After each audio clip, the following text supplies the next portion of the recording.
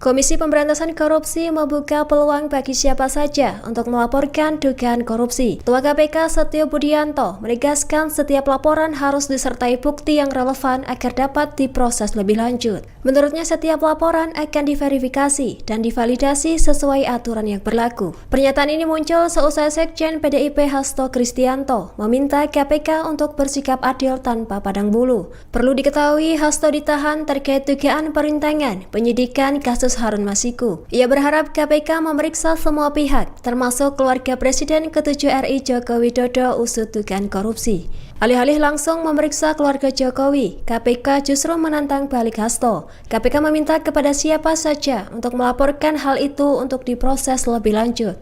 Menurut Hasto, posisinya sebagai sekjen membawa resiko politik termasuk kriminalisasi. Namun dirinya mengaku siap menghadapi konsekuensi demi kepentingan bangsa Indonesia. Menanggapi hal itu, Jokowi hanya tertawa saat ditanya awak media. Menurutnya, jika ada bukti hukum yang kuat, silahkan diserahkan kepada KPK untuk diproses lebih lanjut. Download Tribun X sekarang, menghadirkan lokal menjadi Indonesia.